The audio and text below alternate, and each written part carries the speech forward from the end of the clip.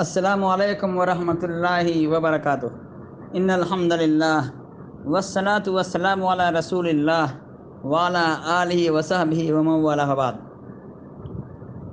شریعت diploma course کے درس فقہ میں آپ کا استقبال ہے۔ ہم لوگ آج کل اس درس میں نماز کی کیفیت اور نماز کا طریقہ پڑھ رہے ہیں۔ اس سے پہلے درس میں بتایا گیا تھا کہ تشہد میں سب سے پہلے اتحیات پڑھیں گے، اس کے بعد درود شریف پڑھیں گے۔ آج اسی ضمن میں مزید مسائل ہم لوگ انشاءاللہ پڑھیں گے۔ سب سے پہلا مسئلہ، آخری تشہد میں درود کے بعد 4 چیزوں سے پناہ مانگنا ضروری ہے۔ یعنی جب انسان آخری تشہد میں بیٹھے گا جس میں سلام پھیرتا ہے تو سب سے پہلے تحیات للہ پڑھے گا، اس کے بعد درود شریف پڑھیں گے، اور درود شریف کے بعد سلام سے پہلے 4 چیزوں سے پناہ مانگنا ضروری ہے۔ دعا پڑھیں گے استعاذہ کی۔ چنانچہ ابو ہریرہ رضی اللہ تعالیٰ عنہ سے روایت ہے کہ نبی کریم صلی اللہ علیہ وسلم نے فرمایا، اذا فرغ احدکم من التشہد الاخیر فلیتعوذ باللہ من 40۔ رواہ مسلم۔ جب تم میں سے کوئی آخری تشہد سے فارغ ہو تو 4 چیزوں سے اللہ تعالیٰ کی پناہ طلب کریں۔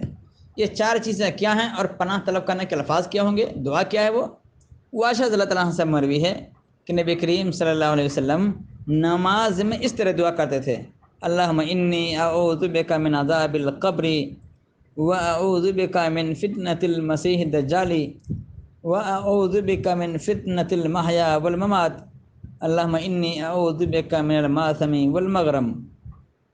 رواہ بخاری۔ تو یہ 4 چیزیں جن سے پناہ مانگی گئی ہیں، یہ دعا پڑھنا ضروری ہے، واجب ہے۔ بلکہ علامہ ابن حزم رحمۃ اللہ علیہ کے نزدیک جس طرح سے تشہد فرض ہے اسی طرح یہ دعا بھی پڑھنا فرض ہے۔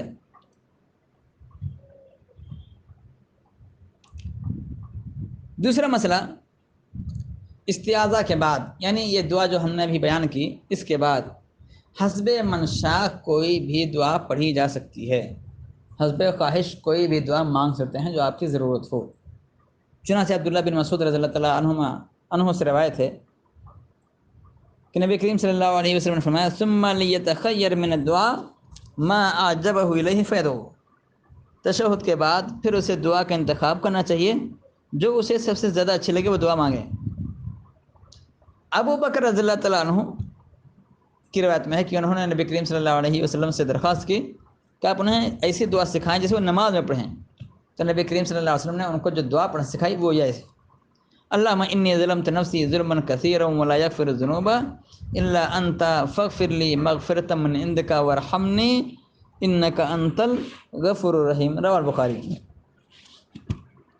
اسی طرح سے علی رضی اللہ تعالیٰ عنہ کی روایت میں ہے کہ یہ دعا پڑھی گئی، اللہم اغفر لی ما قدمت وما اخرت وما اسررت وما اعلنت وما اسرفت وما انت اعلم به منی انت المقدم وانت المؤخر لا الہ الا انت۔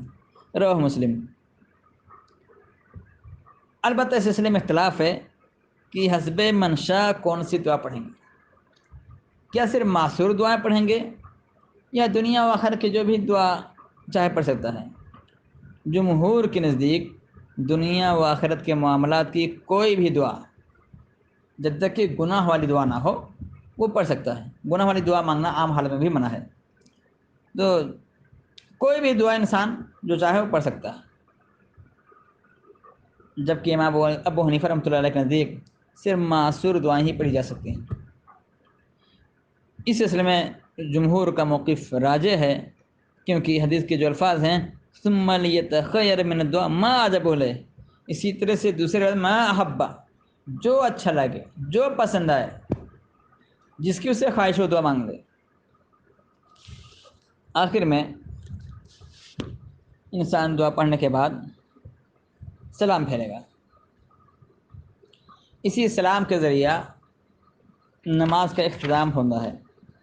علی رضی اللہ تعالیٰ عنہ سے روایت ہے کہ نبی کریم صلی اللہ علیہ وسلم نے فرمایا کہ وہ تحلیل ہوا تسلیم،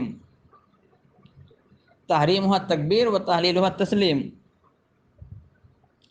رواہ ابو داؤد، کہ نماز کو صرف سلام کے ساتھ ہی ختم کیا جا سکتا ہے۔ تمام چیزیں جو نماز کے دوران حرام تھیں ان کو حلال کرنے والی چیز کیا ہے؟ صرف سلام پھیرنا ہے۔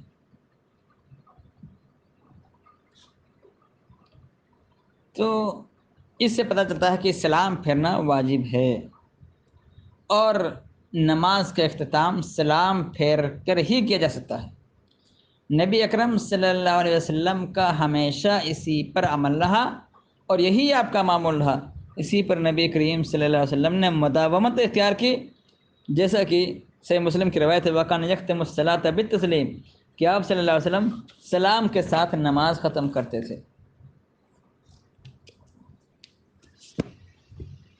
البتہ امام ابو حنیفہ رحمۃ اللہ علیہ کے نزدیک یا حنفی مسلک میں نماز سے خارج ہونے کے لیے سلام واجب نہیں ہے، بلکہ اگر نماز کے منافی کسی عمل یا حدث وغیرہ سے بھی نماز ختم کر دی جائے تو جائز ہے۔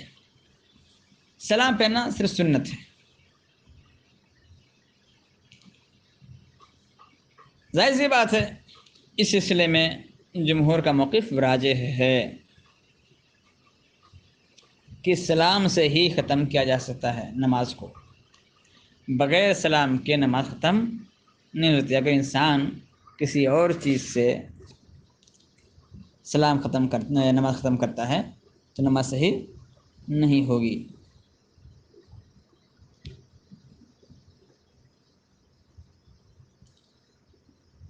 تو یہی راجح ہے۔ اور جن لوگوں نے سلام کے علاوہ کسی اور عمل کے ذریعہ نماز ختم کرنے کی بات کریں ان کی دلیل صحیح نہیں ہے۔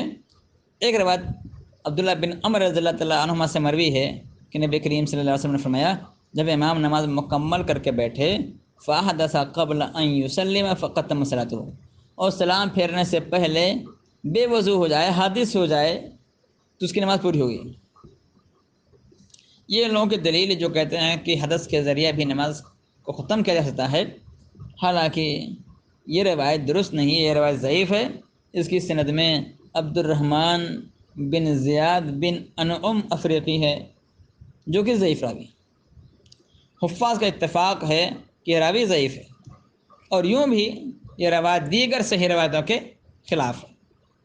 نبی اکرم صلی اللہ علیہ وسلم کا جو معمول تھا، صحابہ کرام کا جو عمل تھا، اس کے خلاف ہے۔